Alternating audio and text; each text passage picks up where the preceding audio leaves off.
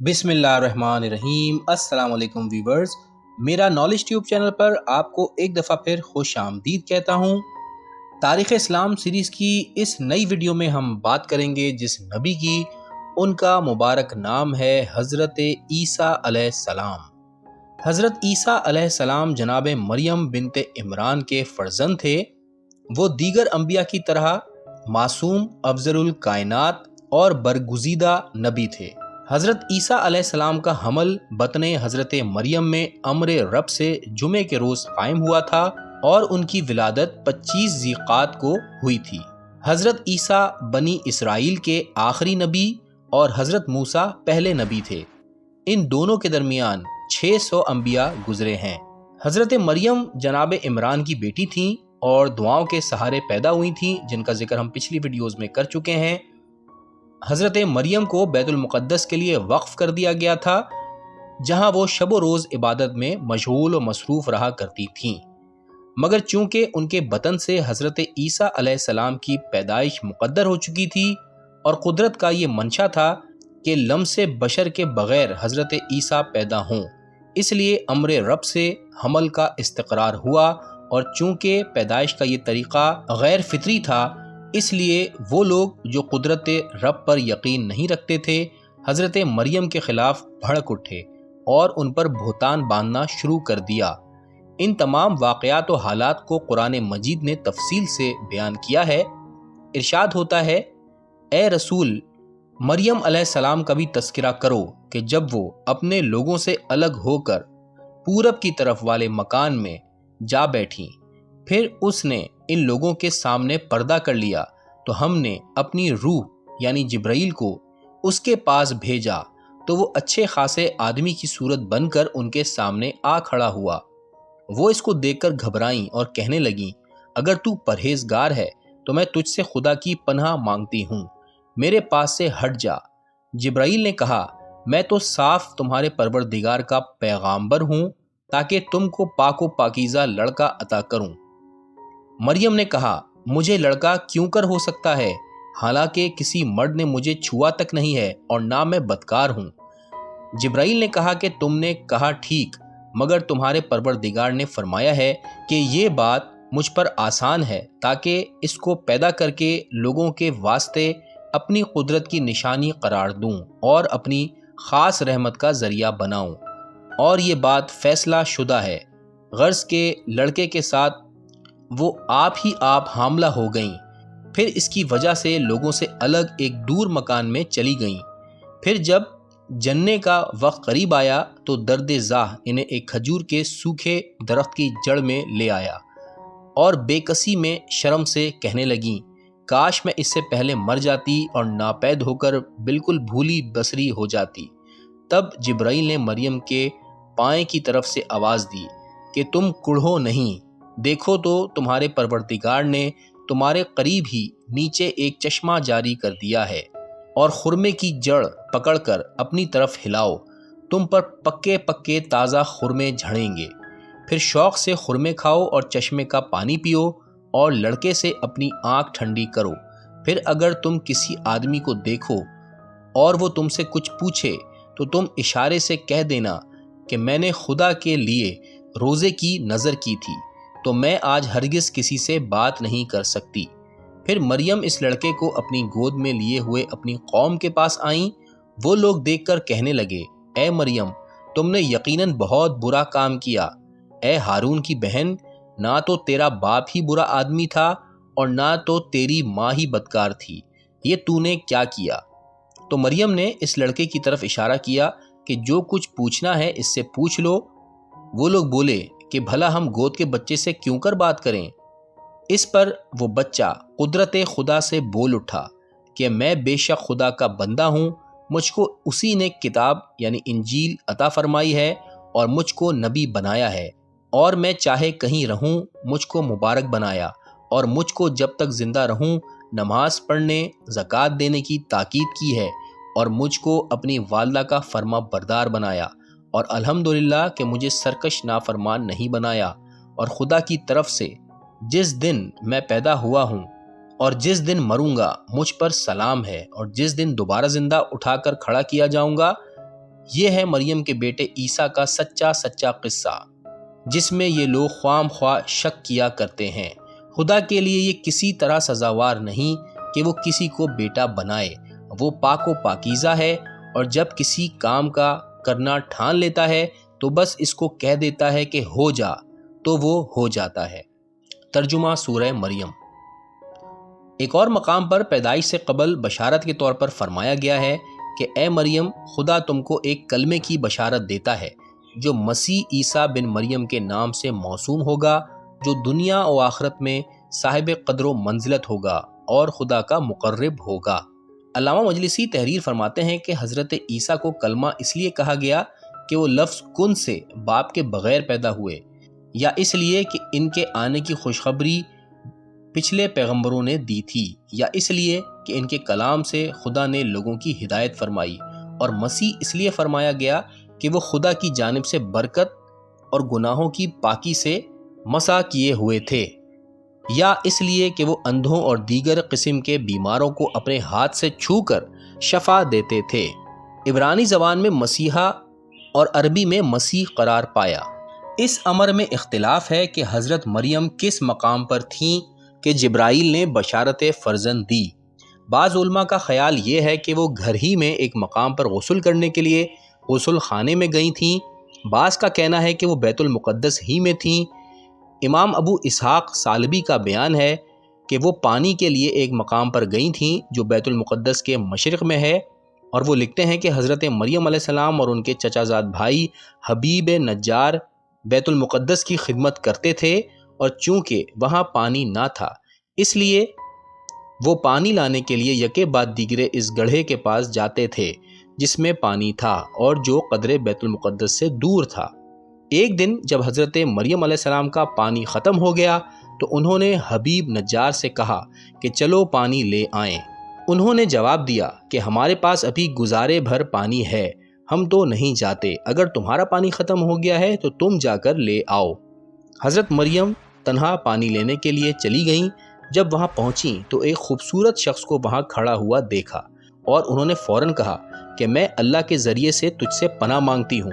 اس نے جواب دیا کہ گھبراؤ نہیں، میں خدا کا بھیجا ہوا فرشتہ ہوں، اس کا پیغام لے کر تمہارے پاس آیا ہوں، اور پیغام تولید فرزند کا ہے۔ الغرض حضرت مریم حاملہ ہو گئیں، لیکن حاملہ ہوتے ہی ان کو سخت شرمندگی دامنگیر ہوئی، اور روایت کے مطابق حمل قائم ہوتے ہی کامل بھی ہوا اور مکمل ہو گیا۔ ایک اور روایت کے مطابق حضرت مریم کے بطن سے حضرت عیسیٰ علیہ السلام کی ولادت کا جب وقت قریب آیا تو خداوند عالم نے وحی کی کہ اے مریم، یہ زچہ خانہ نہیں ہے، یہ عبادت خانہ ہے، یہ اللہ کا گھر ہے، اسے پاک و پاکیزہ بنایا گیا ہے تاکہ اس میں عبادت کی جائے، یہاں سے نکل جاؤ اور کسی مناسب موضع میں جگہ پکڑو۔ چنانچہ حضرت مریم بیت المقدس سے باہر چلی گئیں اور سخت پریشانی اور تکلیف کی حالت میں ایک طرف جا رہی تھیں، اور وہ چاہتی تھیں کہ پناہ کی جگہ مل جائے۔ بروایت علی بن ابراہیم قمی وہ تیزی سے نکل جانا چاہتی تھیں، لیکن چونکہ اس دن بنی اسرائیل کے بازار کا دن تھا اس لیے ان کا گزر بازار سے ہوا۔ وہ جلاحوں کی طرف سے گزریں۔ اس زمانے میں یہ پیشہ شریف ترین پیشہ سمجھا جاتا تھا۔ وہ جلاحے خچروں پر سوار تھے۔ حضرت مریم نے ان سے پوچھا کہ خرما کا خشک درخت کہاں ہے؟ ان لوگوں نے انسانیت کے ساتھ جواب دینے کے بجائے ان سے مذاق کیا اور انہیں جھڑک دیا۔ حضرت مریم علیہ السلام نے اسی جگہ بددعا دی اور کہا، خدا تمہارے پیشے کو ذلیل کرے اور تم لوگوں کو بھی ہمیشہ خوار رکھے۔ اسی وقت سے یہ پیشہ جو پہلے شریف تھا ذلیل ہو گیا اور جلاحے معاشرے میں ذلیل سمجھے جانے لگے۔ پھر وہ وہاں سے آگے بڑھیں اور تاجروں کے ایک گروہ سے ملی۔ ان سے پوچھا کہ خرما کا خشک درخت کہاں ہے؟ انہوں نے صحیح نشاندہی کر دی۔ حضرت مریم علیہ السلام نے ان کو دعا دی اور کہا، خدایا تاجروں کو باعزت قرار دے۔ چنانچہ آج بھی تاجر عزت کی نگاہ سے دیکھے جاتے ہیں۔ الغرض جب وہ درخت کے قریب پہنچیں، حضرت عیسیٰ علیہ السلام کی ولادت ہو گئی۔ جب ان کی نظر حضرت عیسیٰ پر پڑھی تو کہا، کاش میں اس سے قبل ہی مر گئی ہوتی اور یہ دن نہ دیکھتی۔ ان کے اس طرح کہنے پر حضرت عیسیٰ نے کہا، اے مادر گرامی، آپ کیوں غم کرتی ہیں؟ آپ کے پروردگار نے آپ کو بہت کچھ دیا ہے۔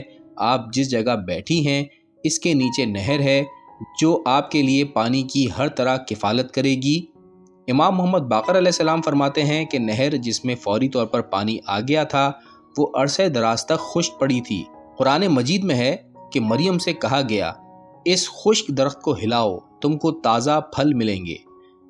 امام باقر فرماتے ہیں کہ یہ درخت ہمیشہ سے خشک تھا، خدا نے اس میں پھل پیدا کر دیے۔